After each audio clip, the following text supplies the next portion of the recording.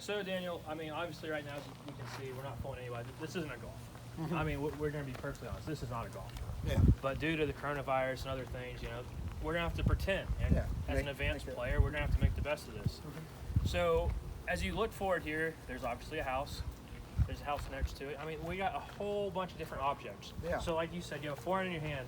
I want you to line up. Obviously, you don't hit the golf ball, but I want you to line up. Tell me your target, how far it's going to carry, and your ultimate shot shape. Yeah. I think a good line for me is probably the right high chimney, I guess. Okay. Say it that. I'd say with right to left ball flight, I think the edge of that tree is my start line, and obviously, like I said, my finish is going to be Over that chimney. over that chimney. Okay. Carry wise, this is my 4-iron, so I would hope to carry it about 200 yards. Okay. You want me to try to kind Of course. work that? Yeah, of course.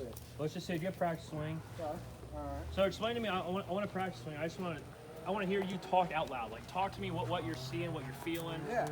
So when I take kind of like my practice swing, what I'm kind of thinking is let's just get the body in motion and everything's in sync. Brush the grass. Okay. For me, if I don't brush the grass or make contact with the grass, Your head goes crazy. Exactly. I have to do it every time. I have to. So Okay. when I take that practice swing, I take it to the top here, drop my hand, swing through. I felt that brush.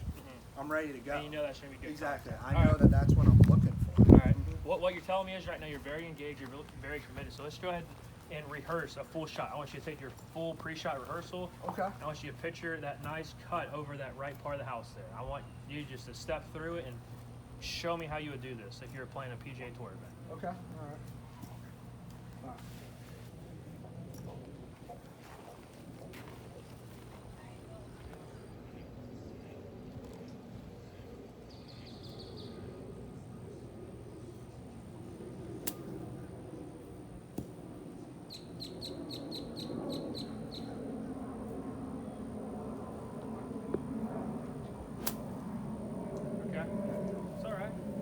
Yeah.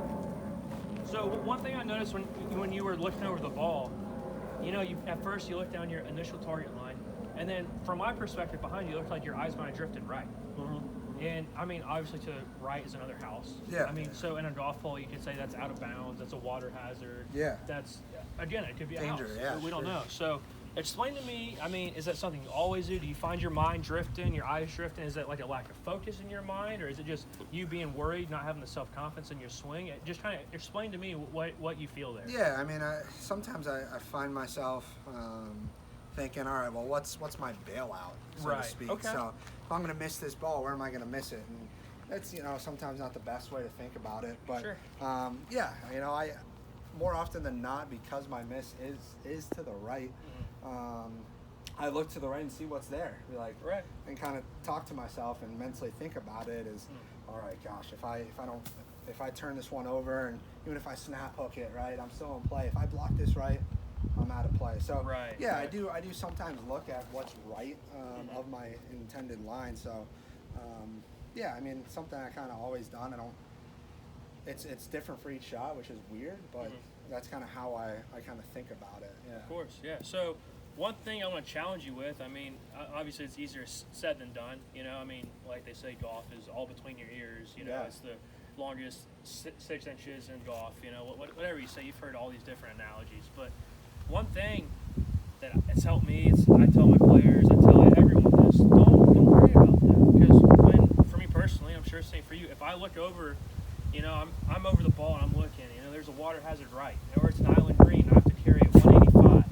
And I'm like, oh man, there's water short, I have to carry it at least 160.